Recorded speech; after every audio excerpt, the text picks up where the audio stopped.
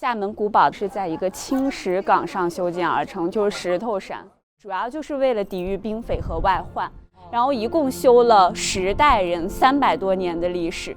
一夫当关，万夫莫开。大家好，欢迎观看《三人自由行》。这一集，我们一路自驾来到灵石县厦门镇的梁氏古堡。厦门梁氏古堡建筑群中，最令人称奇的是清朝乾隆年间由梁家七世梁叔所建的古堡奇观百尺楼。百尺楼以峭壁为平，以峻岭为靠，以汾河为险，以磐石为基，可谓是巧夺天工，奇特无比。百尺楼名字的来历与其高度有关。百尺楼高40米，100尺就是33.33米左右，所以百尺楼比百尺其实还要高一些。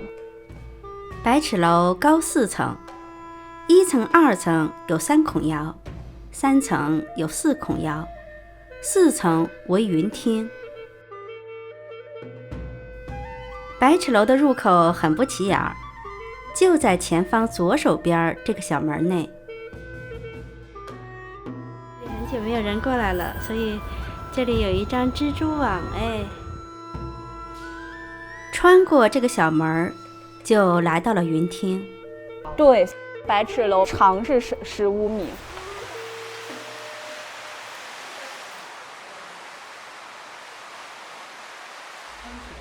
对，然后这个汾水在人家这个梁氏古堡，它就这样，就像一个 S 型，因为它还环过了那边，所以它就是一个 S 型环绕起来，所以我们就说玉带环绕嘛，就形容这个地方的有水包围。我们说这个地方是标准的合景房，为什么说是合景房？因为临时有古八景，这个厦门春晓就是其中的一景，就是说站在这个地方。就立春的那一天，就可以看到，就是太阳升起来的那种景色，特别的美，特别的好。这个地方很便宜，就我们前面看的这个楼10几万。对，我们要从这个地方下，就是光线会比较暗啊，所以我们就注意安全，就小心。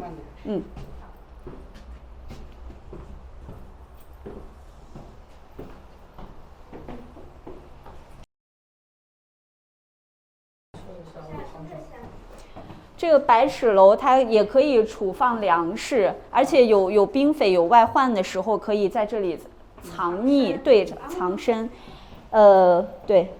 这边招过什么兵匪啊？在明朝的时候有过，就蒙古军来过这里。现在我们下到了第3层4孔窑。这个百尺楼还有一个补风水的作用。为什么说它补风水呢？就是因为我们知道后边都是山，然后这个山呢，它是山壁和山壁之间有一个沟缝，它就在这个沟缝之间修建了这个百尺楼，所以就原来这有个变范。对，然后它这个石头和山之间有个缝，这样的概念。对。地方都是有这个炕，因为有一些就是仆人，他们也会住在这个地方。就炕，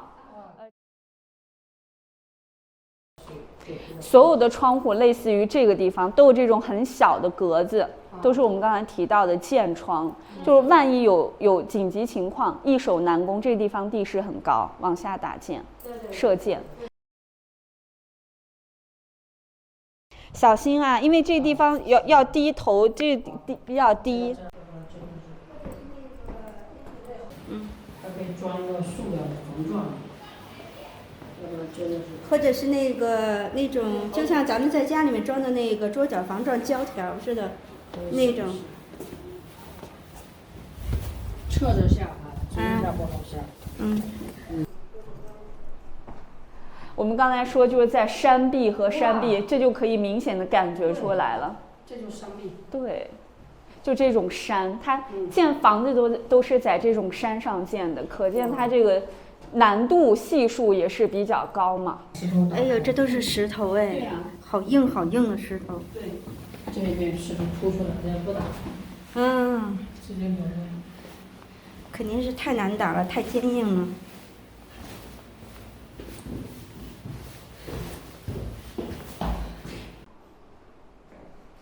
非常明显的感觉到这种石壁。哇，这是石壁。嗯。刚才看到那块石壁的时候，都已经有点叹为观止，觉得很震撼。没想到在这里有这么大一块石壁，就能够想象得到当年为什么这个古堡建了那么多年啊，而且建起来一定是困难重重。对，而且它实在是坚固啊。嗯。小心啊，还是要低头，都比较低。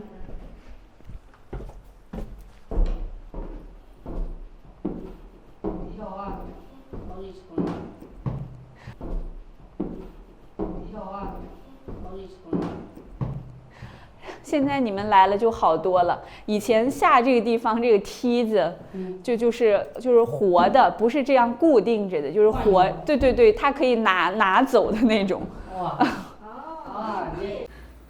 原来这里都是旋梯的，是活动的，是可以把这个梯子抽走的。对对对。对对对，我第一次，所以就是抽梯什么，就是一夫当关万夫莫开，对，就是把梯子拿走，就敌人即使进到这里，你上不去。对。梁宗进后来到过北京当官吗？就是怕平官。没有。出了百尺楼，外面就是湍急的汾河水。我们爬这一趟百尺楼，忒累了。古人要是天天这样上下楼，他们受得了吗？别担心，其实通往百尺楼有一明一暗两条路。导游带着我们也走了这一条明道，就是这条巷道。这条巷道要经过3道补门。从古铺入口处的关帝庙出发，向北穿过头补门，然后向东折向2补门，再往北穿过3补门，就来到了百尺楼。从关帝庙出发，一路上导游和我们边走边聊。厦门古堡是在一个青石岗上修建而成，就是石头山。他选择在这个石头山上建房子的话，主要考虑依山而建，那防御就很强。这个宅子是从明朝的嘉庆年间开始修建的，是梁家的第4代子孙，梁维平开始修建的。然后一共修了10代人，300多年的历史。它的建筑面积有9.2万平方米，占地面积就是21万平方米。它当时候其实一共是有4道门的，主要就是为了抵御兵匪和外患。像我们看到的这个厦门古堡的第1道门，上面写有2个字“外汉”，它有抵御兵匪和外患的意思。在当时候修建这个宅子的时候，梁家有很多人，他们都参与进来。像梁家当时候有一位第7代的子孙叫做梁叔，他就非常的精通这个周易八卦，他就把这个院子当中的东南西北中这个5个方位和5行的水火木金土一一连接，如果要是相连的话，就会院子和院子之间连通；不相连的话，就用这样的天桥或暗道连接。所以这个天桥它其实是很美观，但它也有个补风水八卦，就跟现在立交桥似的。对对，而且厦门古堡就这种拱建的这种艺术挺多的。对，外汉那是头补门，这个是2补门。2补门上有4个字“爽气西来”，凉爽的秋风从西边吹过来。因为这个门是朝西开的，所以它也很应景。秋天的风很凉爽，爽气西来就这个意思。它是2补门。这个是三补门，然后从三补门上去就是百尺楼。修好很多年。第3道门耸霄，高耸云霄，就是这个很高，地势很高。他们拍吧，拍了我还得把这个门再给关住，不用锁，我关了就行。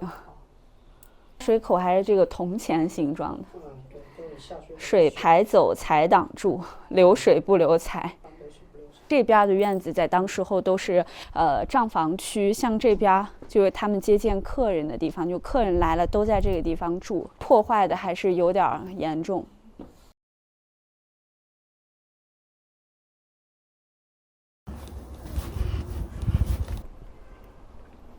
这个院子不错，这个院子是当时第9代的梁禄，他们和子孙后代住的。他的儿子叫梁秀忠，他独自创办了这样的一个学校，就是竹林书院嘛。旁边这底下就是汾水，波涛滚滚的汾水。下一集，我们将继续游览厦门古堡的御史院和借景院。这个院子叫做借景院，也叫做通道院，因为它是可以通向另外一个院子。借景这2个字它有祈求大福，就赐福，赐予福禄，就这个意思。喜欢我们视频的朋友，请关注、订阅、留言、转发，支持我们呀！